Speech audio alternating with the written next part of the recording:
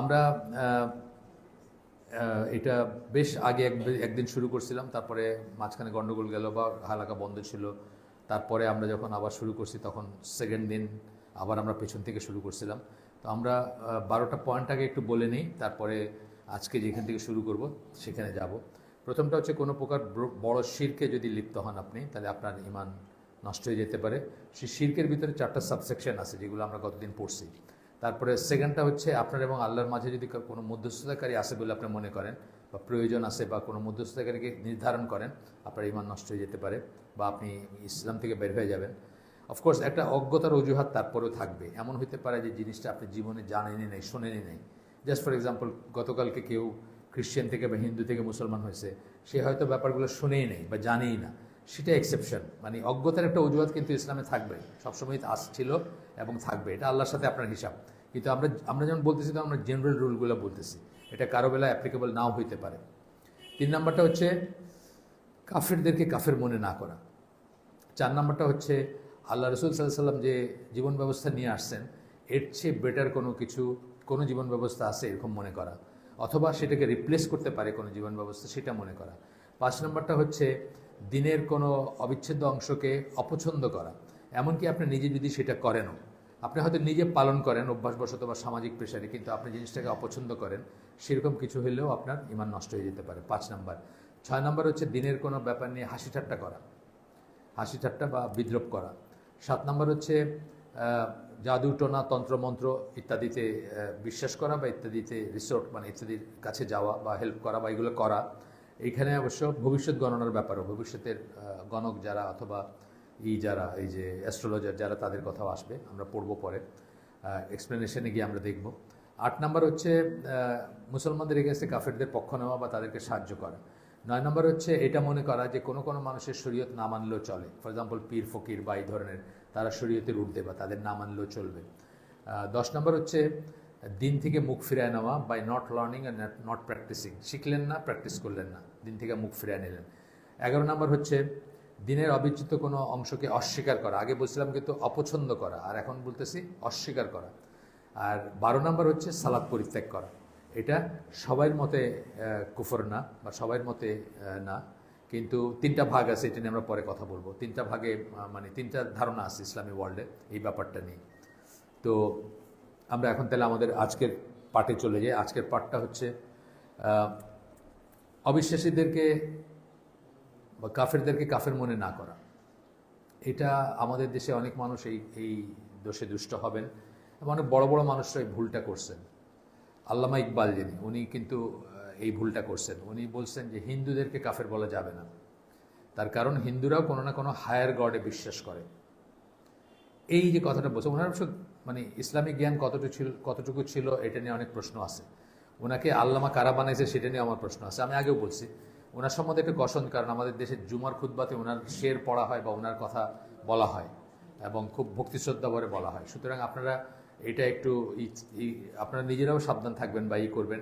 আমি একজন এই দেশের একজন নামকরা ব্যক্তি, উনি ইকবাল নিয়ে গবেষণা করতেছিলেন। উনি তো আমি ইকবালের কথা বলাতে, মানে ইকবালের আকিদের সমস্যা আছে বলাতে, উনি আমার সাথে যোগাযোগই বন্ধ করে দিয়েছেন।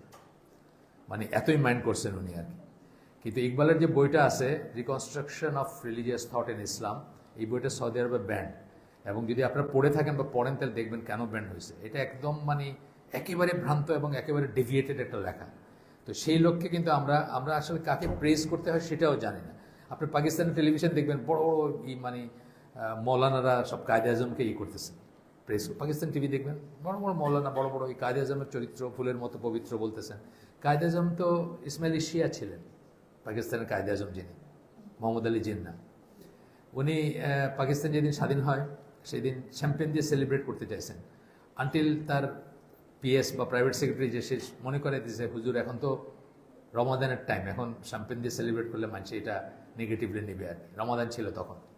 মানে আরও অনেক স্টোরি আছে তার নিয়ে, আছে যাই হোক, মারা গেছেন, তার হিসাব আল্লাহর সাথে। কিন্তু ইসমাইলি শিয়া ছিলেন। ইসমাইলি শিয়াদেরকে টেকনিক্যালি শিয়ারাই মুসলমান মনে করেন। আগা খানি যাদের বলি আমরা এখন, বলি না, তো ইসমাইলি এদেরকে কিন্তু শিয়ারাই মুসলমান মনে করেন। আর আমরা কিন্তু তাকে নিয়ে গর্ব করি, বা অনেকেই আমাদের দেশে এখনো আছে, তার ফলোয়ারও আছে এখন, তাকে ভালোবাসার মতো মানুষ আবার সারফেস করছে, দেখা যায়, আমি দেখি আর কি মাঝে মাঝে তার কথা আসে। তো যাই হোক, আল্লামা ইকবালের কথায় গেলাম। ইকবাল হবেন আর উনি পৃথিবীর শ্রেষ্ঠ, মানে সবচেয়ে নোবেল প্রাইজ পাওয়া সবচেয়ে বড় ব্যক্তি হন, যখন ইসলামের সাথে উনি এলেন না, উনি আমাদের কাছে কেউ না, বা উনি কোনো আমাদের কাছে বড় কিছু না, এটা আমরা মনে রাখবো ইনশাআল্লাহ। তো যাই হোক, আবার ফিরে আসি, কাফেরদেরকে কাফের মনে না করা। তো কাফের বলতে কাদেরকে বোঝায়? দিন ইসলামের বাইরে সমস্ত পৃথিবীর জনসংখ্যা হচ্ছে কাফের, সোজা কথা। আপনার ইসলাম যখন কমপ্লিট হইল, বিশেষ করে বিদায় হজের মাঠে, আল্লাহ যেদিন বললেন যে আজকের দিনে তোমাদের জন্য কমপ্লিট করে দিলাম, এবং রাসূল সাল্লাল্লাহু আলাইহি ওয়াসাল্লামের জীবদ্দশায় কমপ্লিট হয়েছে, এরপরে যে আইদার আপনি একজন মুসলিম, নাহলে আপনি একজন কাফের, কোনো গ্রে এরিয়া নাই, ব্ল্যাক অ্যান্ড হোয়াইট, সাদা অথবা কালো। গ্রে মানে কি? সাদার কালোর মাঝখানে কিছু একটা, এটার কিছু নাই। এবং এটা অনেক দলিল আছে, আমরা দেখব, মানে আমরা কোরআনের দলিল আছে বা অন্যত্র আছে। তো বলতেছেন যে, এবং যেমন ইহুদি এবং খ্রিস্টানদেরকে অনেকে কিন্তু কাফের মনে করেন না। তারা মনে করেন যে এরাও তো এক ধরনের বিশ্বাসী, এদের তো নবী ছিল ট্রু, কিতাব ছিল, সেটাও ট্রু, কিন্তু এখন যারা নিজেদেরকে ইহুদি এবং খ্রিস্টান বলবে তারা অতি অবশ্য কাফের। এবং এটার পেছনে দলিল আমরা দেখব, ওই সূরা বাইয়িনার একটা আয়াত আছে, ওইটা শুরুর আয়াতটা দিলাম, ইয়াকুনুল্লাযিনা কাফারু মিন আহলিল কিতাবি ওয়াল মুশরিকিনা, ওইটা একটা দলিল, বা আরও আছে দলিল, আমরা দেখব পরে। তো এখন এটা বুঝতে হবে। এবং এমন মানুষ আছে মুসলমানদের ভিতরে যারা মার্কসিজমকে কুফর মনে করে না, বা সেকুলারিজমকে কুফর মনে করে না। মার্কসিজম এবং সেকুলারিজম কুফর, মানে বাংলাদেশ হচ্ছে একটা বিচিত্র দেশ, যেখানে কমিউনিস্টেরও জানাজা হয়, যেখানে কমিউনিস্টরা হজ করতে যায়। আপনারা দেখছেন নাকি? এই হাসানুল হক ইনু আর ওর নাম কি, রাশিদ খান মেনন, একদম ওই ভিআইপি লাউঞ্জে বসে খেজুর খাইতেছে হজে যাওয়ার আগেই, একদম ইটি পড়া আর কি। আমাদের দেশ পিকুলিয়ার দেশ, এখানে মনিরুল ইসলাম বাদনের অথবা আরিফুল হক জাসদের মাইরে ফেললো, যে এসে কুষ্টিয়াতে গুলি করে মাইরে ফেললো, হ্যাঁ, আরিফুল হক, এরা কিন্তু পাহাড় কমিউনিস্ট আর কি, বা পাহাড় বামপন্থী যেটাকে বলে, মার্কসিস্ট কমিউনিস্ট যাই বলেন, এদেরও জানাজা হয় আমাদের এখানে হুমায়ুন আজাদেরও জানাজা হয়েছে, তাই না? মানে কি বিচিত্র দেশ আমাদের এটা, মানে জানাজা পড়ার মানুষ অলওয়েজই পাবেন আপনি। তো যাই হোক, তো এটা বলতেছেন আর কি, যে এরপরে বলতেছেন, either you believe in what Allah and his messenger have said, or you believe in what the Christians, Jews and Christians for example claim. আপনি হয় আল্লাহ রসুল যা বলছেন সেটা বিশ্বাস করেন, অথবা তাদেরটা বিশ্বাস করেন। যেমন কোরআনের সাথে যখন আপনারা কথা বলবেন না, হালাকায় এসে কথা বলতে হয় না, হালাকায় গল্প হবে না, আপনারা চলে যাবেন, তাইলে যেখান থেকে যে আসছেন বাসায় চলে যাবেন ইনশাআল্লাহ। আচ্ছা, আপনি ঘুরে বসেন। আসসালামু আলাইকুম, আপনি ঘুরে বসেন এদিকে। তো আইদার আপনি, অথবা তারা যেটা ক্লেম করে, জাস্ট ফর এক্সাম্পল, তারা ক্লেম করে কি, ইহুদিরা কি ক্লেম করে, ঈসা আলাইহিস সালাম জারজ সন্তান, বলে তো ইহুদিরা, আপনি জানেন না, এটা বলে। কিন্তু আমরা কি সেটার সাথে এগ্রি করতে পারি না? আমরা আল্লাহ এবং আল্লাহ রসুল যেটা বলছে সেটা ই করবো, যে ফাদারলেস চাইল্ড উনি, এটা পসিবল, এটা মানে আল্লাহর জন্য এটার কোনো যুক্তির দরকার নেই। কিন্তু আমি তারপরে বলতেছি, যারা যুক্তি খুঁজেন তাদের জন্য বলতেছি, এটা পসিবল, এটা অন্যান্য প্রাণীর ভিতরে আছে। পার্থেনোজেনেসিস বলে এই ফেনোমেননটাকে, যে এসেক্সুয়াল রিপ্রোডাকশন যেটাকে আমরা বলি, এটা আছে, পসিবল এটা। কিন্তু আল্লাহর জন্য এটার কোনো লজিকের দরকার নেই। আল্লাহ শুধু বলবেন হও এবং হবে। এই সূরা মারিয়ামে আছে কথাটা, যে হও এবং হয়েছে। আল্লাহ শুধু যখন ইচ্ছা করেন আল্লাহ বলবেন হও এবং হবে, শেষ গেল। এটা ইহুদিরা বলে। আর খ্রিস্টানরা কি বলে? খ্রিস্টানদের সাথে আমরা এগ্রি করতে পারি না। কেন? খ্রিস্টানরা কি বলে? যে উনি ক্রুসে মারা গেছেন। আমরা কি বিশ্বাস করি এটা? তাইলে সুতরাং আপনি আইদার আল্লাহ রসুল কি বলছেন সেটাই করেন, অথবা জু বা খ্রিস্টানদের যেটা বলছে, আপনি একসাথে দুইটা হোল্ড করতে পারেন না, দুইটাকে সত্য বলতে পারেন না। সুতরাং যদি সেটাই হয় তাহলে তারা কাফের। এটা বলতেছেন এই লেখক আর কি। এই লেখক নিজে খ্রিস্টান ছিলেন আগে, কনভার্টেড মুসলিম যিনি লিখছেন এটা। তারপরে বলতেছেন যে either the Jewish claim that Jesus was not a prophet is true, or the Quranic statement that he was a prophet is true. মানে দুইটার একটা সত্য, দুইটা একসাথে সত্য হতে পারে না। এইটাই আর কি, যে no there is no in between বলতেছেন। তারপরে আসতেছে এখানে এসে রাসূল সাল্লাল্লাহু আলাইহি ওয়াসাল্লামের একটা হাদিস করতেছেন। এই হাদিসটা আমি দেখি কিসের, একটা সেকেন্ড দেখি। আচ্ছা, এই হাদিসের ইটা দেন নাই, মানে সূত্রটা দেন নাই, বাট খুব ফেমাস হাদিস, আপনারা সবাই জানেন। Whoever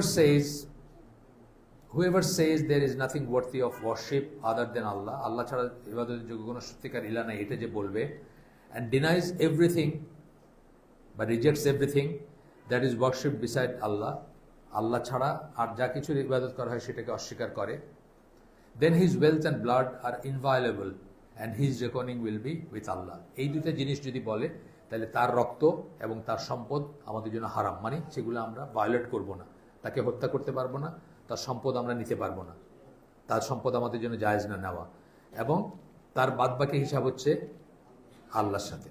আচ্ছা, এরপরে সূরা বাকারার 256 নম্বর আয়াত বলতেছেন এখানে, সেখানে বলতেছেন whoever disbelieves in all false gods,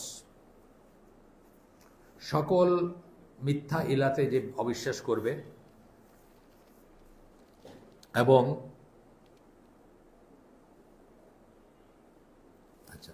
সকল মিথ্যা ইলায় যে অবিশ্বাস করবে, তাগুত কথাটা বলছেন এখানে। তাগুতের প্রথম মিনিং কিন্তু আল্লাহ ছাড়া যা কিছুর ইবাদত করা হয়। আমাদের দেশে তাগুতের অন্য একটা মিনিং হয়ে গেছে, পলিটিক্যালি এই তো তাগুত, সরকার তাগুত, এই লোক তাগুত, ওই লোক তাগুত, এইসব হয়ে গেছে। সেগুলো হইতে পারে, সেগুলো আমি না করতেছি না, 5টা ফর্ম অফ তাগুত আছে ডিফাইন্ড আর কি, কিন্তু এক নম্বরটাই কি আল্লাহ ছাড়া যা কিছুর ইবাদত করা হয়, যে ফর্মে করা হয় সেটা তাগুত। তাগুত শব্দটা আসছে কোথা থেকে? তাগাত থেকে আসছে। তাগা মানে হচ্ছে সীমা লঙ্ঘন করা। আরবিতে দেখবেন প্রত্যেকটা টার্মের একটা পিছনে একটা গল্প আছে করতে, যেমন কাফের কই থেকে আসছে, কাফারা কই থেকে আসছে? কৃষক যখন তার বীজ বপন করে, বীজটা বপন করে সে সেটাকে ঢেকে দেয়, ঢাকা, লুকানো, অস্বীকার করা, এইখান থেকে আসছে কুফর। কাফারা থেকে কুফর থেকে কাফের। এখানেও তাগুত আসছে তাগাত থেকে। তাগা মানে সীমা লঙ্ঘন করা। নদীতে যখন ফ্ল্যাশ ফ্লাড হয়, যেমন ধরেন পাহাড়ি নদী যেগুলা, তখন সে নদী সেই পানিটাকে ধরে রাখতে পারে না, রাখতে না পারলে সেই পানিটা কি করে কুল ছাপায় পাশের জমিনে চলে যায় বা লোকালয়ে চলে যায়। এটাকে বলা হয় নদীর সীমা লঙ্ঘন করছে। নদীর সীমা হইলো তার পাড়ের ভিতরে, ব্যাংকের ভিতরে থাকবে তার পানিটা, কিন্তু সে সীমা লঙ্ঘন করে রেখেছে, লোকালয়ে ছড়ায় পড়ছে। এইখান থেকে এই তাগাত থেকে, সীমা লঙ্ঘন থেকে তাগুত আসছে। যে সীমা লঙ্ঘন করে তাকে তাগুত বলা হয়। আচ্ছা, তো বলতেছেন যে অ্যান্ড বিলিভস ইন আল্লাহ, যে তাগুতকে অস্বীকার করে, আল্লাহ ছাড়া যা কিছুর ইবাদত করা হয় সেটাকে যে অস্বীকার করে এবং যে আল্লাহ বিশ্বাস করে, then he has grasped the most trustworthy handhold. হাতল ধরছে। হাতল ধরে আমরা কি করি? একটা বাসে ঝুলে থাকি, ট্রেনে ঝুলে থাকি, অথবা হাতল ধরা মানে আমাদের একটা অবলম্বন, তাই না? আপনি যখন সিঁড়ি দিয়ে উঠতেছেন, আপনি একটা হাতল ধরেন, বা আপনার টয়লেটে অনেক সময় দেখবেন বয়স্ক মানুষের জন্য একটা হাতল আছে যেটা ধরে সে দাঁড়াবে। তো এইটা হচ্ছে হাতল, মানে যেটা হ্যান্ড হোল্ড, মানে যেটাতে মানুষ ভরসা করে ধরে যে এটা ভাঙবে না বা এটা ছুটবে না বা এটার সাথে আমি লেগে থাকবো, সেটার কথা বলতেছেন। দ্যাট উইল নেভার ব্রেক, যেটা কখনো ভাঙবে না। আচ্ছা, এরপরের এইটা হচ্ছে মুসলিমের হাদিস। এইটা হচ্ছে এই প্রসঙ্গে সবচেয়ে ইম্পর্টেন্ট হাদিস। বাই দ্য ওয়ান, আল্লাহ রসুল যেভাবে করতেন, যে যার হাতে আমার প্রাণ তার শপথ, সেইভাবে শুরু করছেন। No one from this nation, be a Jew or Christian, মানে এখন যেসব মানুষরা আছে তার সময় যারা ওয়ার্ল্ড পপুলেশনের কথা বলতেছেন, যে শব্দটা ইউজ করছেন নেশন, উম্মা, এটার এক এক সময় এক একটা মিনিং হয়। উম্মার মিনিং এক এক সময় এক একটা হয়। ইব্রাহিম আলাইহিস সালামকে একজনকে আল্লাহ উম্মা বলছেন, তাই না? এটার মিনিং কিন্তু নেশন না, ওইটা হচ্ছে যে ওইগুলা ফুলফিল করে কে উম্মা, মানে আল্লাহর উম্মা বা আল্লাহর অনুসারী উম্মাকে ইব্রাহিম আলাইহিস সালাম একা ওই সময়, একটা সময়। তো এই হচ্ছে কথা, যে বলতেছেন যে এখন যারা আছে, মানে তখন যারা ছিলেন রাসূল সাল্লাল্লাহু আলাইহি ওয়াসাল্লামের কাছে দিন কমপ্লিট হওয়ার পরে যারা ছিলেন তাদের কথা বলতেছেন। Be he a Jew or Christian, সে ইহুদি হোক বা খ্রিস্টিয়ান হোক, হিয়ার্স অফ মি, আমার কথা শুনলো, and then does not believe in what I have been sent with except that he will be in the hellfire. আমার কথা শুনলো, কিন্তু আমাকে যা নিয়ে পাঠানো হয়েছে, পাঠানো কি দিয়ে হয়েছে? শরিয়া, কোরআন, সুন্নাহ। কোরআন এবং হাদিস আমরা বলছি দুইটাই ওয়াহি। যাতে আমরা যেগুলো হাদিস বলি বা সুন্নাহ বলি সব ওয়াহি, কিন্তু এটা একটা আন্ডারস্ট্যান্ডিং। এটা ইনশাল্লাহ আমরা পরে পড়বো, কেন এটা আমি বলতেছি ওয়াহি।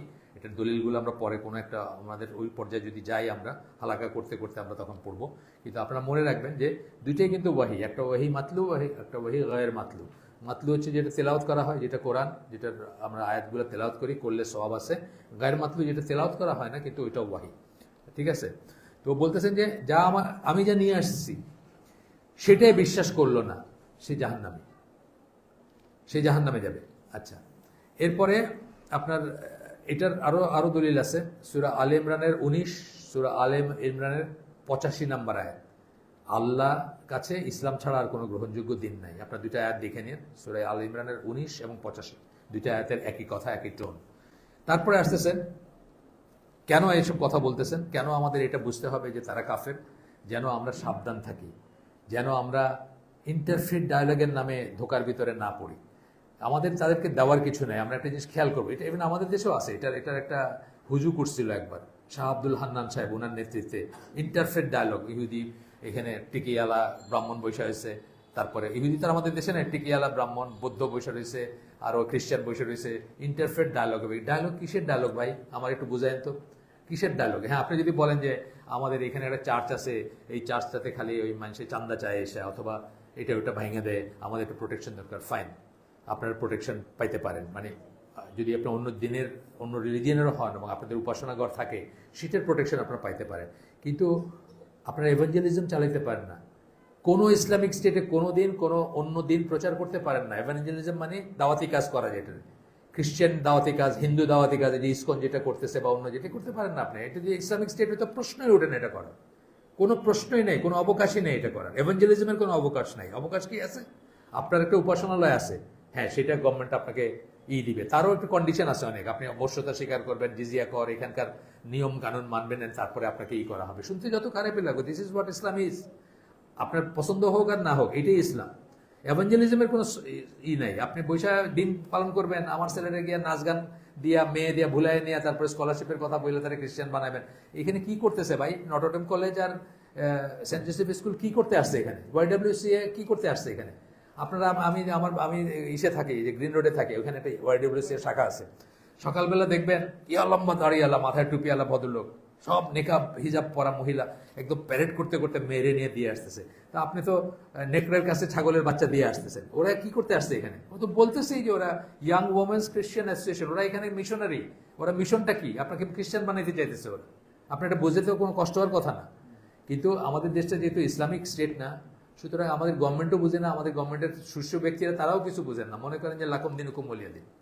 আমাদের শীর্ষ ব্যক্তিরা লাকুম দিনুকুম ওয়ালিয়া দিন বলেন এই সেন্সটাতে, যে তারা তাদের মতো ঠিক আছে, আমরা আমাদের মতো ঠিক আছে। নজবিল্লাহ, এটা হলো একেবারে ভ্রান্ত একটাই। লাকুম দিনুকুম ওয়ালিয়া দিন হচ্ছে তাকফিরের সূরা, তাকফিরের সূরা। আপনি তাকফির করতেছেন সবাইকে, যারা মানে কোনো অ্যামালগামেশন নাই, কোনো গিভ অ্যান্ড টেক নাই।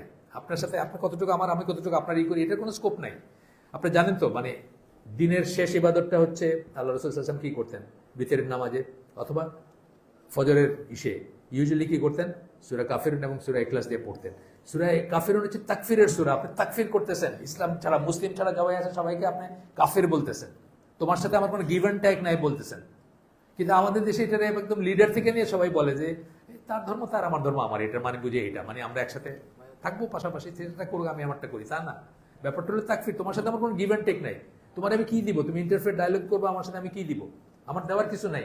তুমি যদি বলো যে কোরআনের 6000 সামথিং আয়াত আছে, তার ভিতরে আপনি একটা আয়াত শুধু বলেন, যে আমাকে বলেন, একজন মুসলমানকে বলেন যে এই আয়াতটা খালি বলো যে এটা ইমপ্লিমেন্ট করবে না, আর বাকি সব আমি মাইনে নিতে, পারবে না? একটা আয়াত, একটা শব্দ পারবেন রিমুভ করতে? একটা শব্দ সরাই দিই, একটা শব্দ সরাই দেন, এই শব্দটা আমাদের মনে লাগে, খুব কলজিয়া লাগে, সরাই দেন, পারবেন? পারবেন না। জিহাদের কথা ছেড়েই দিলাম, ওটা তো অনেক বড় জিনিস। সুতরাং ইন্টারফেথ ডায়ালগ কি হবে? আপনার একটা জিনিস হইতে পারতো যে ভাই আমাদের এখানে এই মন্দির অথবা এই চার্চটা আছে, এটা যেন মানুষের ডিস্টার্ব না করে, আমরা যেন আমাদের মতো করে করতে হবে। হ্যাঁ ফাইন, আপনাদের মতো করে এইটুক সেফটি সিকিউরিটি মুসলমানরা দিবে, স্টেট দিবে, গভর্নমেন্ট দিবে, সব ঠিক আছে, কোনো রকম অত্যাচার হবে না কোনো রকম।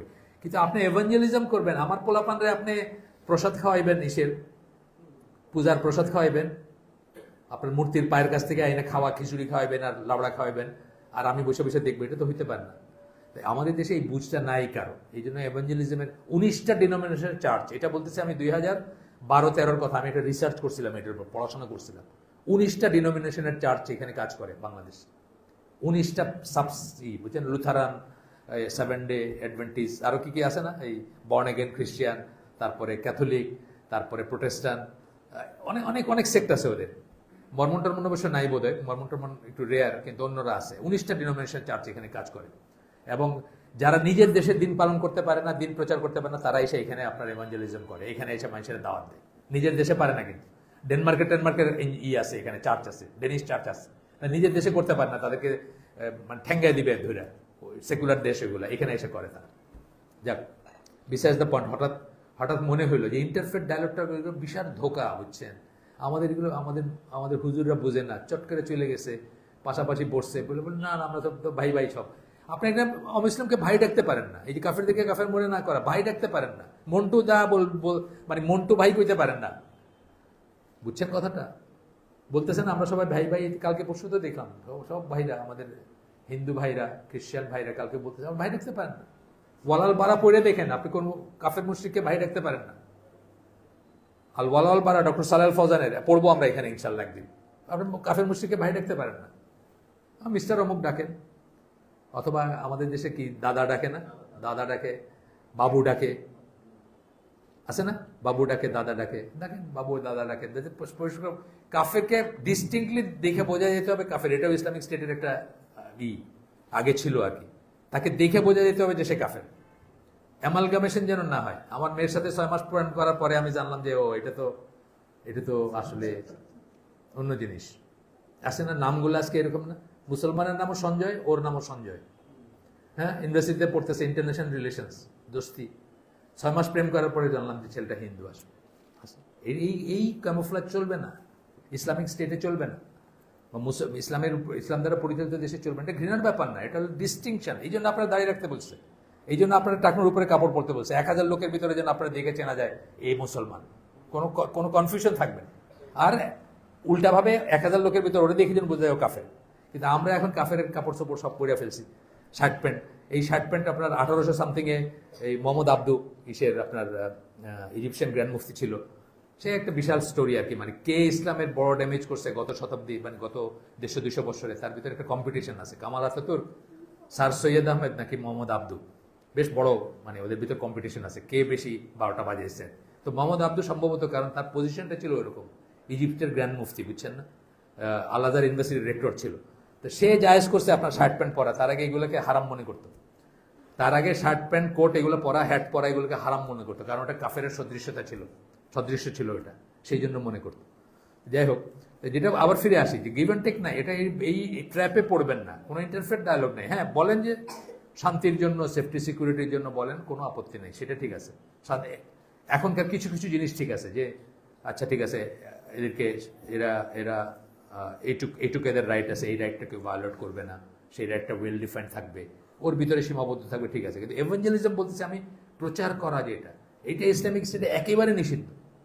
এবং with the exception of Saudi Arab, Iran, আমার মনে আফগানিস্তানও হবে এখন হয়তো, আর বাকি সবখানেই এভাঞ্জেলিজম আছে। কিন্তু আর আমাদের দেশ তো খনি, আমাদের দেশ তো মুসলমানরা ওই ঝিনাইদহে বোয়ালমারিতে জল ঢাকায় হলো নীলফামারিতে, এগুলোতে কত মুসলমানরা অলরেডি তারা খ্রিস্টান বানায় ফেলছে, আপনার হিসাব দেখবেন গিয়ে। 350 পরিবার, আমি একবার জলঢাকা গেছিলাম, এর দেখতে গেছিলাম, 350 পরিবার, এদেরকে বলেন মুসলমান নমশূদ্র বলে, আর মুসলমান শিডিউল কাস্ট বলে, মানে এরা হলো বেদে টেদে এই শ্রেণী আর কি, মানে একেবারে এদের কবরেরও জায়গা নাই। নীলফামারী ওইসবে যদি 2টা শ্রেণী, একটা হলো জমিদার যারা ছিল, মুসলমান জমিদারি, যার কাছে আমি গেছিলাম, যার 2500 বিঘা জমি ছিল ওনাদের, 2500 বিঘা।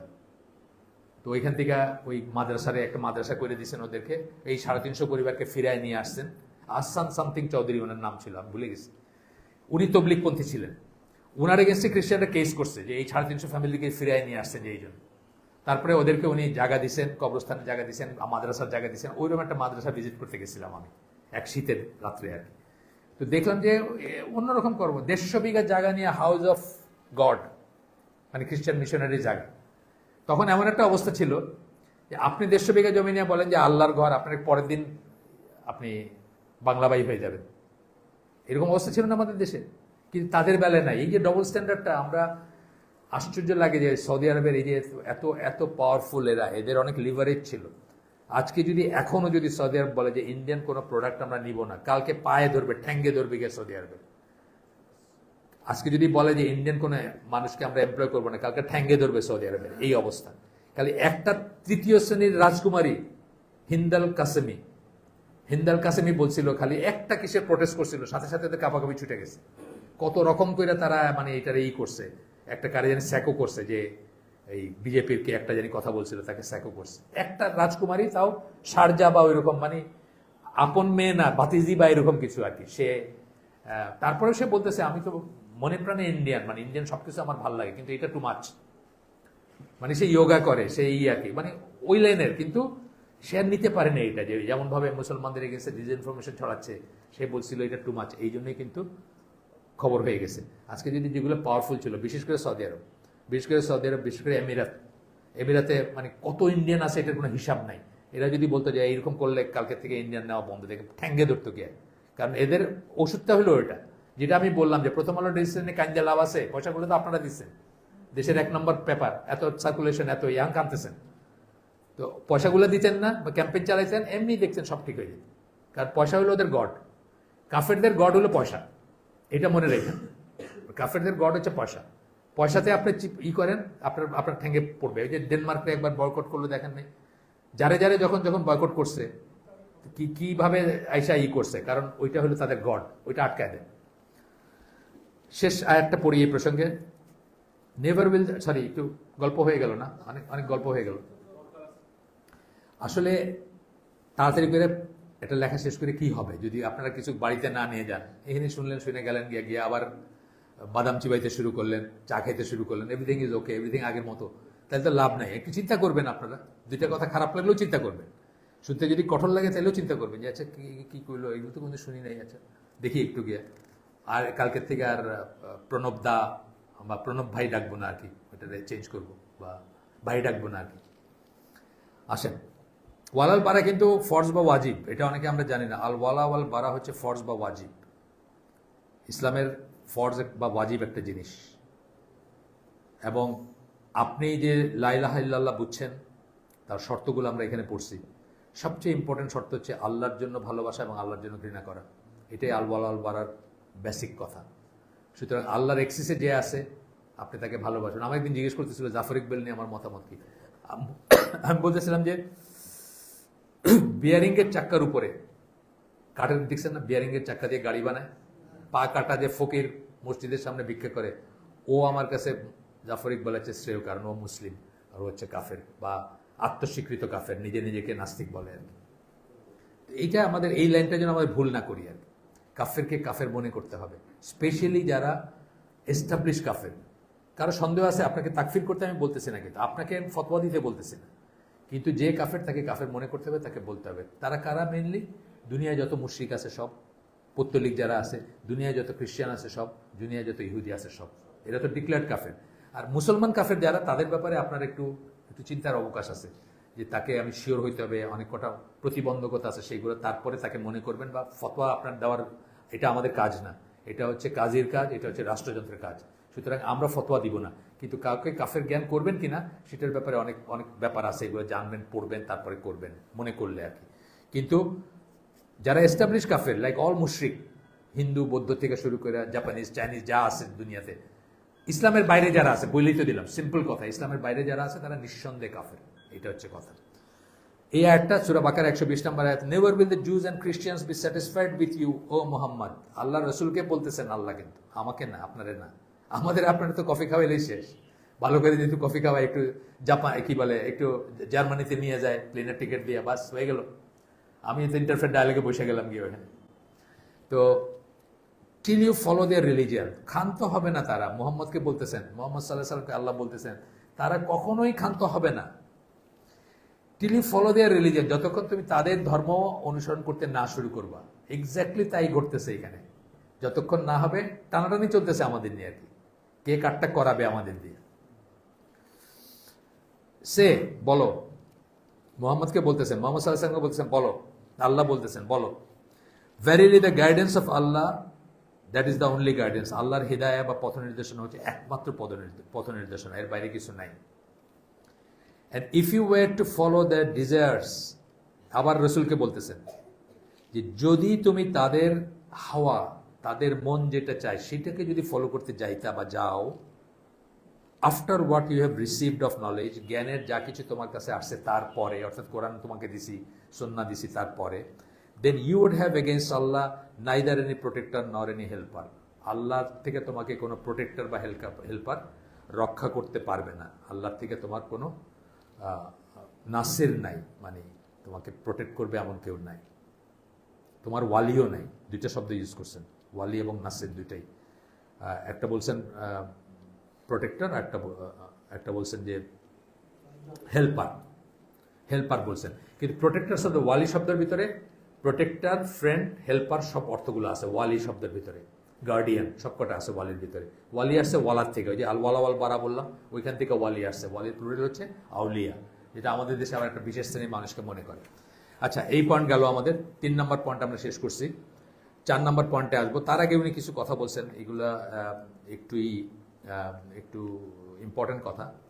এটা সেকেন্ড খুতবাটা, ফার্স্ট খুতবাটা শেষ, সেকেন্ড খুতবাটা বলতেছেন এটা যে বলতেছেন যে ফ্রম আগের খুতবার কথা বলতেছেন, ডাজ নট, কাফের হওয়ার জন্য এটা এমন কোনো শর্ত না যে আপনি সকল ইসলামের কাজ বা ইবাদত ত্যাগ করবেন, এটা কিন্তু কোনো শর্ত না। এখানে আমরা একটা ভুল করি। আপনি 99% ইসলাম পালন করতেছেন, একটা পয়েন্টে আপনি কাফের হয়ে যেতে পারেন, এই 1%-এর জন্য কাফের হতে পারেন। জাস্ট ফর এক্সাম্পল বলতেছি যে, আমি অন্যত্র বলবো পরে আসবে কথাটা, সুদের কথাটা আমি বলি। সুদের ব্যাংকিং, সুদের চাকরি আমাদের অনেকে বাধ্য হয়ে করে।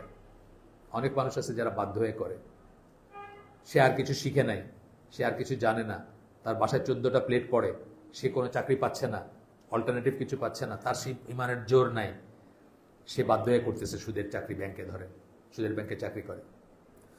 কিন্তু সে মনে প্রাণে বিশ্বাস করে যে সুদটা হারাম, আল্লাহর কাছে নীরবে কাঁদে যে আল্লাহ আমাকে এখান থেকে বাইর করে নেন, আমি গুনার ভিতরে আসি। সে কিন্তু মুসলিম, সে ফাসিক হইতে পারে কিন্তু সে মুসলিম। আরেকজন মানুষ জীবনে সুদ খায় নাই, কিন্তু সে মনে করে সুদটা ঠিকই আছে, এটা কোনো খারাপ কিছু না, সে কিন্তু কাফের। তফাৎটা বুঝছেন? তফাৎটা, হ্যাঁ।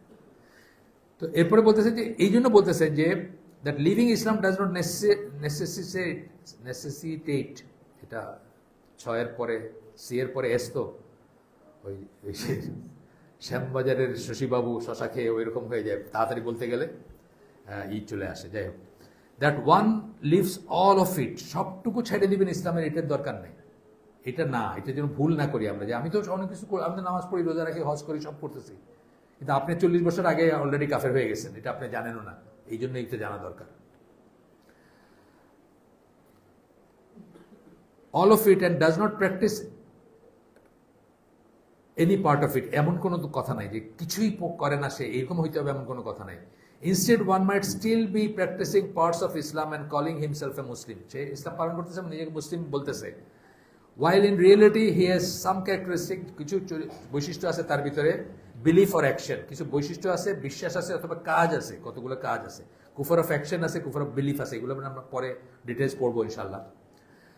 That has taken him out of the fold of Islam, possibly without his recognition of that fact. এটাই হলো ভয়ঙ্কর কথা, যে সে বোঝেও নাই সে ইসলামের বাইরে চলে গেছে, সে বোঝেও নাই যে চলে গেছে। এটা অজ্ঞতার অজুহাত একটা থাকতে পারে, আগেই বলছি, আমি আবারও বলতেছি, থাকতে পারে। আমাদের ভিতর কেউ যদি এরকম করে থাকি, যেমন আমি তো শাহজালাল মাজারে গেছি, আমি তো মুসলমানই ছিলাম তখন, শাহজালাল মাজারে গেছি, বউ নিয়ে গেছি প্রথম বিয়ের পরে, আমার বয়স তখন 22+। বউরে কইছে যে once in a lifetime আইসো, যা সাওয়ার সায়ানো আজকে। শিরক না? শিরক তো ইমান বিনষ্টকারী বিষয় না? অফকোর্স ইমান বিনষ্টকারী বিষয়, কিন্তু আমি কি কাফের হয়ে গেছি? হই নাই, কারণ আমার অজ্ঞতার অজুহাত ছিল।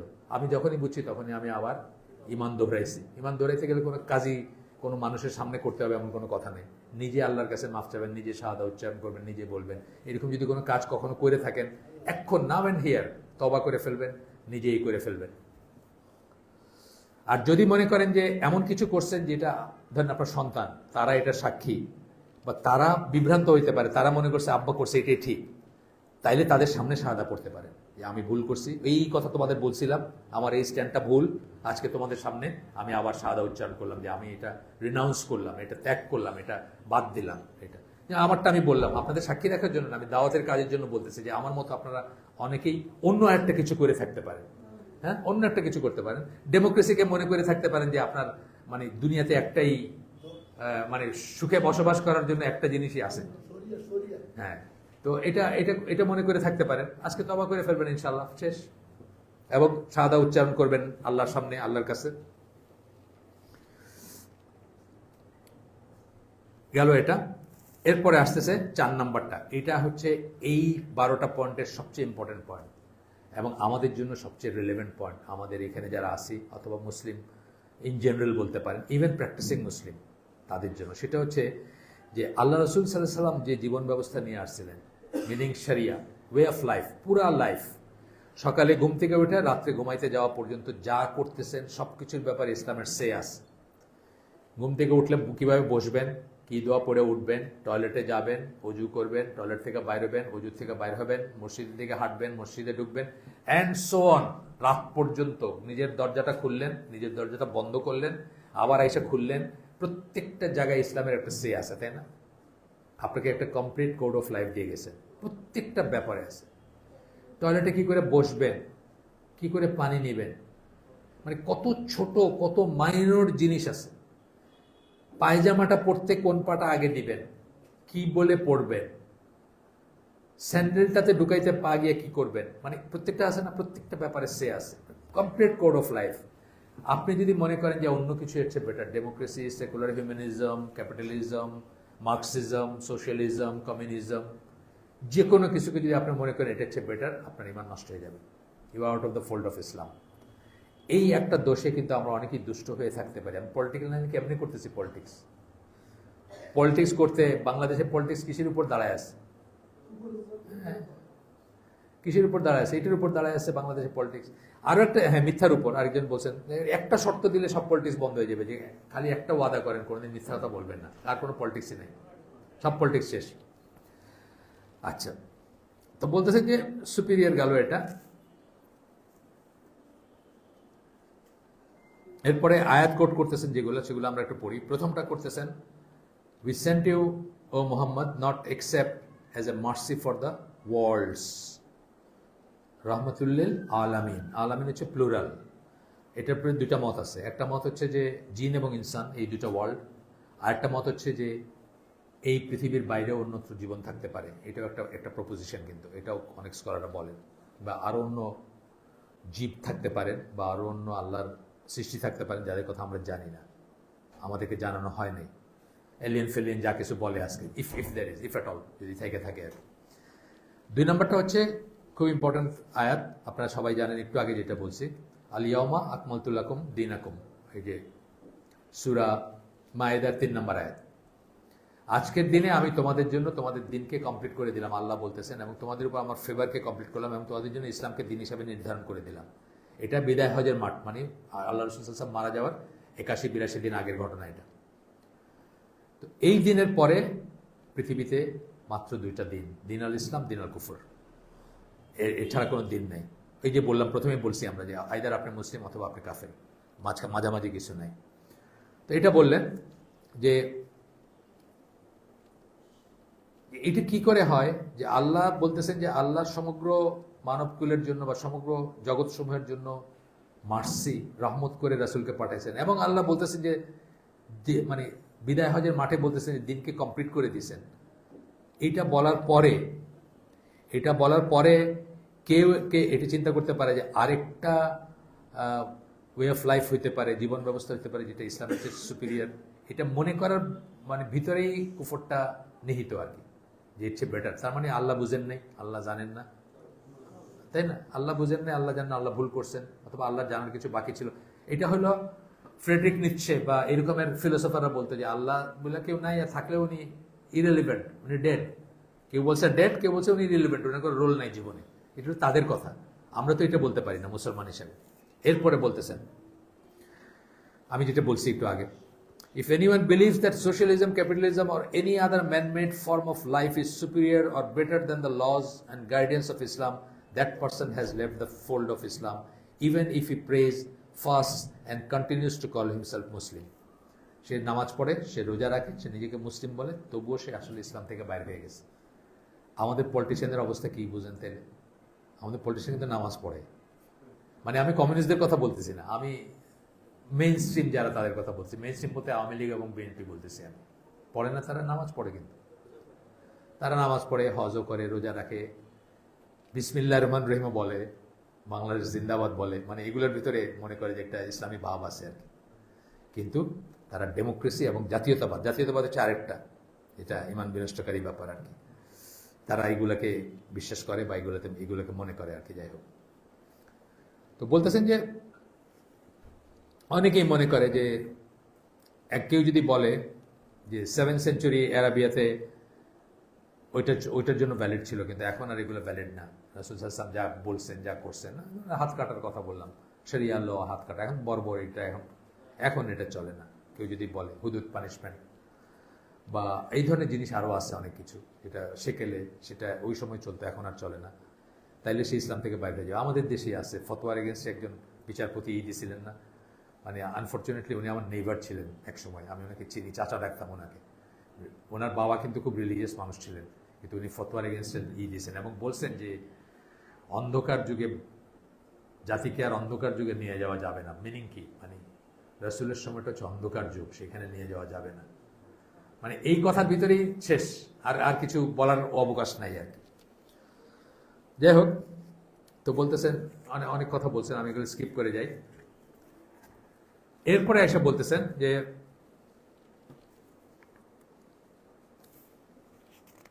অনেকেই বলে, অনেকেই মনে করে, ইফ এনিওয়ান স্টেটস, অনেকে বলে এই কথাটা, পারভেজ হুদবয় কয়দিন আগে বাংলাদেশে এসে ঘুরে গেছে, নাম শুনছেন? পাকিস্তানি ফিজিসিস্ট, সত্যেন বোসের একটা প্রোগ্রাম হয়েছে ঢাকা ইউনিভার্সিটিতে, ওইটাতে আসছিল।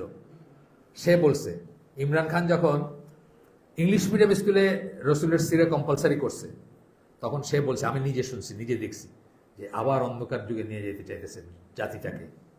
ইংলিশ মিডিয়ামে সব এলিট পোলাপানরা পড়তেছে, তাদেরকে সিরা পড়ানোর কি দরকার? সিরার থেকে কি শিখবে তারা? বুঝছেন? এই শ্রেণীর মানুষ এখানে পড়বে। If anyone states that Islam is the reason Muslims are falling behind, এরা কি বলছে? এর বলছে ইসলামের জন্য এরা পিছিয়ে পড়ে যেতেছে। ইংলিশ মিডিয়ামে পড়বে, 10x স্পিডে পড়াশোনা করবে, চাটাং চাটাং ইংলিশ বলবে, হ্যাঁ, আপনার শেলি আর কিটসের কবিতা থেকে উদ্ধৃতি দিবে, শেক্সপিয়ার থেকে উদ্ধৃতি দিবে। সরি, আপনি মিন করতেছি না, আপনি তো ইংলিশ পড়ান, সেই জন্য আপনি আমার দিকে তাকে হাসতেছেন, এই জন্য আমার মনে হয় ইংলিশ অ্যাজ ল্যাঙ্গুয়েজ পড়াটা ফাইন, কোনো সমস্যা নেই, অ্যাজ ল্যাঙ্গুয়েজ। লিটারেচার পড়া একটা মানে আর ল্যাঙ্গুয়েজ পড়া একটা মানে, এটা কিন্তু আপনার তফাৎ করবেন অলওয়েজ। লিটারেচার পড়া মানে চিন্তায়, চেতনায়, শয়নের, স্বপনে, নিদ্রায়, জাগরণে তাদের ধ্যান করবেন আপনি। আর ল্যাঙ্গুয়েজ পড়া হচ্ছে just to send across message. আমি আমার কথা যেটা বলতেছি আমি বোঝাইতে হবে না। ঢাকার রাস্তায় আমারে কইলো যে কি শুনতেছি তোমাদের দেশে নাকি তোমরা সব হিন্দুরে মাইরে ফেলতেছো, ধরেন বিবিসির একটা সাংবাদিক আসছে ওইখান থেকে। এখন আমার কমিউনিকেট করতে হবে না, এইটুকু ইংলিশ জানলেই আমার হবে। আমার ওই শেলিয়ে কিডস পড়ার দরকার নেই, আমার শেক্সপিয়ার পড়ার দরকার নেই, এইটুকু জানলেই এনাফ। অবশ্যই অবশ্যই পড়ায়। আমার মেয়ে আমার জাহাজে করছে, মেসেজ পাঠাইছে, আব্বা আমি কি ইংলিশ লিটারেচার পড়তে পারি? বললাম না, প্রশ্নই ওঠে না, ল্যাঙ্গুয়েজ পড়তে পারো। মানে সেটা একটা স্টোরি। যাই হোক, কোনোদিন বলবো কেন আমার মেয়ে ended up in English medium, সেটার অনেক স্টোরি। বাংলা মিডিয়াম স্কুল তারা নিতে চায় না, সে হিজাব করবে, এটা কোনো বাংলা মিডিয়াম মেইন স্ট্রিম স্কুলগুলো, ভালো ভালো নাম করা স্কুলগুলো বলছে যে না, এইভাবে আসবে আপনার মেয়ে, আমরা নিব না। তখন শমশের আলীর ওয়াইফ আর জামিলুর রেজা চৌধুরীর বোন দুজনে মিলে একটা স্কুল খুলতেছেন ধানমন্ডিতে, মেরি কুরি নাম স্কুলে। ওনারা আমার ওয়াইফের ডাইকা বলছে যে তোমার মেয়েটারে দাও, যেভাবে ইচ্ছা সে আসবে, আমরা কোনো ইন্টারফেয়ার করবো না। That's how my daughter ended up in English medium. নাহলে আমি যেখানে ইংলিশ মিডিয়ামে গেছে পিচ করি, আমার মেয়ে ইংলিশ মিডিয়াম পড়ার প্রশ্নই ওঠে না। এইভাবে সে ইংলিশ মিডিয়ামে গেছে। যাই হোক, বিসাইডস দ্য পয়েন্ট, জাস্ট একটু করে বললাম আপনাদের।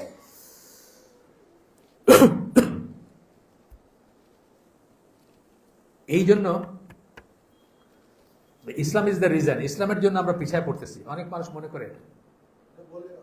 আমাকে আমার বড় ভাই মুরব্বী ব্রিগেডিয়ার তোবারক হোসেন বেগ, 41st PM এর, মানে উনি সিনিয়র, রিটায়ার করছেন। ওনার বাসায় আমি হালাকা করতাম ফর অ্যাবাউট 6-7 ইয়ার্স। বৃহস্পতিবারে হালাকা করতাম। তো উনি অনেক বিষয়ে আমার পরামর্শ টরামর্শ নিতেন বা ই করতেন। তা আমি এই যে সবুজ উদ্যোক্তা যে কনসেপ্টটা, এটা কিন্তু আমার ব্রেন থেকে আসা। এই কনসেপ্টটা আমি নিজে করতে পারি নাই তখনও, বা আমি যুক্ত ছিলাম না সবুজ উদ্যোগের সাথে প্রথম যখন শুরু হয়, কিন্তু আমি প্রিচ করতাম এবং আমি চাইতাম যে মানুষ এরকম এই লাইনে চিন্তা করুক। তো ওনার কাছে ওনার জুনিয়র ওনার আন্ডারে সার্ভ করছে, কিন্তু র্যাঙ্ক বোধহয় লেফটেন্যান্ট কর্নেল কর্নেল এরকম র্যাঙ্ক, তারা রিটায়ার্ড ব্যবসায়ী। তারা ব্যবসা নিয়ে মশওয়ারা করতে আসবে। উনি আমাকে খবর দিয়েছেন যে আসেন ভাই, একটু ওদের সাথে কথা বলবেন, ওদেরকে একটু বলবেন। তো আমি গেলাম, গিয়ে তাদেরকে জিজ্ঞেস করলাম তাদের আইডিয়া অফ ব্যবসা কি। তো ওনারা বললেন যে তখন চিন্তা করতেছেন, রাওয়া এই এখনকার বিল্ডিংটা তখন বানানো হচ্ছে, হয় নাই, মানে স্ট্রাকচার শুরু হয়েছে আর। তো ওনারা বললেন যে ভাবতেছি এখানে একটা ফ্লোর নেব, নিয়ে এটার একটা পার্টি সেন্টার মার্কা বানায় ভাড়া দিব আর কি। তা আমি বললাম এটাতে তো অন্টারপ্রিনারশিপের কিছু নাই, এটাতে তো কোনো এফোর্ট নাই, এটা তো যার পয়সা আছে সে কিনে ফেলায় রাখতে পারে। আপনারা দিনের জন্য কিছু করেন, ইসলামের জন্য, ওনার নামাজ টামাজ পড়েন, ওনারা মানে রিলিজিয়াস, সো কল্ড কোট আন কোট রিলিজিয়াস, ইসলামের জন্য কিছু করেন। আপনারা এরকম একটা হালালান তাইবান একটা চেইন গড়ে তোলেন, যেখানে মানুষ, যেমন আমাদের দেশে ইভেন মুরগির মাংস, ইভেন গরুর মাংস, ইভেন রুটি, আপনার লাচ্ছা সেমাই, আপনার তেল, যে কোনো জায়গার তেল খাইতেছেন, কোনটা হারাম কোনটা হালাল খাইতেছেন আল্লাহ জানেন, আমি জানি না। এটা নিয়ে একটা লেখা আছে আমার সমকালীন অপ্রসঙ্গ বইতে আছে, বা একটা ইসে উঠছিল আপনার পেপারে, নিউজ পেপারে উঠছিল এক সময়। তো আমি এটা যখন ওই যে আগের বার যখন বিএনপি পাওয়ারে ছিল, মিস্টার নিজামের কাছে পাঠানোর ব্যবস্থা করছিলাম, যে উনি যেন বিএসটি এর সাথে এটা জুড়ে দেন যে হালাল না হারাম, এটা খাদ্যদ্রব্যের ব্যাপারে করতে হবে। সেটা আগায় নাই, সেটা কোনো মতে হয়তো কাজ করে নাই, সেটা অন্য জিনিস। কিন্তু আমাদের দেশে কিন্তু খুবই ফিতনার ভিতর আছি আমরা। তা আমি ওনাকে বোঝানোর চেষ্টা করলাম যে আপনারা একটা খোলেন, একটা চেইন খোলেন, যে চেইনে আপনারা নিজের মানে পুরা মানে ইটা আপনারা দেখবেন, পুরা লাইন আপটা আপনারা দেখবেন, মানে ওইখানে মুরগি কি ফিড খাইতেছে, কি খাওয়াইতেছে ওদের, ওইখান থেকে নিয়ে জবাই করলো কিনা ঠিক মতো, স্কিন করলো কিনা ঠিক মতো, প্রত্যেকটা জায়গায় ইসলামের সে আছে। তারপরে এই পর্যন্ত দেখেন, আমি 20 মাইল দূরে গিয়ে হলে আপনার দোকান থেকে কিনে নিয়ে আসবো খাবার। আপনি বিফের বেলায় করেন, আপনি ডিমের বেলায় করেন, আপনি আরো যেসব জিনিস হারাম ঢুকে সেগুলোর বেলায় করেন। ওনারা আমারে বললো এই জন্যই তো ইসলামের কিছু হয় না, এই জন্যই মুসলমানদের কিছু হয় না। মানে আমি বিজনেস বুঝি না, রাওয়া ক্লাবের একটা ফ্লোর কিনা যদি ভাড়া দিয়ে দেন, টাকা ক্যাশ টাকা আসবে মাসের শেষে, ওইখানে মদ খাক আর নাচুক আর গান গাক আর পার্টি করুক, আমার কি আসে যায়? এই তো ব্যাপারটা, যুক্তিতে তো এইটাই। সবচেয়ে অথর্ব মানুষগুলো বাড়ি বাড়ি দিয়ে খায় না। আমি আমার কথা বলি, আমি দুনিয়ার সবচেয়ে অথর্ব মানুষের একজন। আমি অনেক কিছু করার চেষ্টা করে সব ফেল করছি, তারপরে আমি এখন বাড়ি বাড়ি দিয়ে খাই। কিন্তু যারা উদ্যোক্তা, তাদের উচিত নেই সব চ্যালেঞ্জ নেওয়া। আর যদি সে প্র্যাকটিসিং মুসলিম হয়, সে কি খাইতেছে তার তো ঠিক নেই।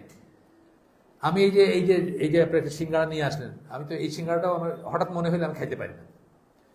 বাংলাদেশে যেসব লুজ অয়েল পাওয়া যায়, লুজ অয়েল, খোলা তেল, আপনি দেখবেন এত বড় 200 লিটার ড্রামে আসতেছে, আপনার ওইখান থেকে এই কইরা দিতেছে। এগুলা হলো ওয়েস্টার্ন ওয়ার্ল্ডে ডিপ ফ্রাইড তেল, যেগুলো ম্যাকডোনাল্ডস বলেন, বার্গার কিং বলেন, হ্যাঁ, A&W বলেন, ডিপ ফ্রাই করে না, শুয়োর ভিজায়া উঠালে শুয়োরের বার্গার, শুয়োরের হ্যাঁ, ওগুলো কালো হয়ে যায় কিন্তু তেলগুলা। ওই তেলগুলা বাংলাদেশে আসে বাল্কে, খুব সস্তায় আসে। সেগুলোকে এখানে আয় না, কালারটাকে সাফ করে ওই তেল আপনাদের খাওয়ায় রেস্টুরেন্টগুলায়, সিঙ্গাড়ায়, সমোসায়, কাবাবে খায় ওই তেল। চিন্তার ব্যাপার আছে না? যদিও আমি বলতেছি যে ফতোয়া যদি বলেন, শরিয়া এবং তাকওয়া যদি বলি, শরিয়া হিসাবে আপনার এটা ডিপ করার দরকার নেই, এটা মুসলমান প্রধান দেশ, আপনি গিয়ে যে কোনো রেস্টুরেন্টে খাইতে পারেন। কিন্তু আপনার যখন মনে হবে যে এই দেশে সবচেয়ে সস্তায় এই তেলটা পাওয়া যায়, তাহলে একজন যে সিঙ্গাড়া বেচতেছে রাস্তায় বসে, সে কি আপনার লিগে গিয়ে সিল তেল খুঁজবে নাকি ওই সস্তাটা খুঁজবে? ভেরি লাইকলি সস্তাটা খুঁজবে। তাহলে আপনি কি খাইতেছেন? এই জিনিসটা খুব ইম্পর্টেন্ট না? ওনারা আমার বললেন এই জন্যই তো ইসলামের কিছু হয় না, এই জন্যই মুসলমানরা ব্যবসায় কোনোদিন করতে পারবে না। আমি এখানে কাম ধরে চলে আসছি যে থাক বাবা, তোমাদের ব্যবসা নিয়ে তোমরা থাকো। আর উনিও খুব অফেন্ডেড ফিল করছেন। উনি তো ওনার সিনিয়র ব্রিগেডিয়ার সাহেব, উনি আমাকে ডাইকে নিয়ে গেছেন, ওদের কাছে আমি আমার প্রপোজিশনটা বলবো, কিন্তু ওদের রিয়েকশন ছিল এইটা, এই কথাই বলতেছেন এখানে। Islam is the reason Muslims are falling behind in the world and they must abandon what Islam is teaching in order to become civilized and developed. Civilized হবেন এবং developed হবেন, উন্নত হবেন। এইটা যদি কেউ মনে করে হি হ্যাজ কমিটেড কুফর, সে কুফর করলো যে মনে করবে এটা। আমেরিকাতে আছে অনেক মুসলিম, তারা প্রিচ করে যে ইহুদিরা কি করে আমেরিকাকে কন্ট্রোল করতেছে, আমরাও সেটা করলে পারি। কি করে করতেছে ইহুদিরা?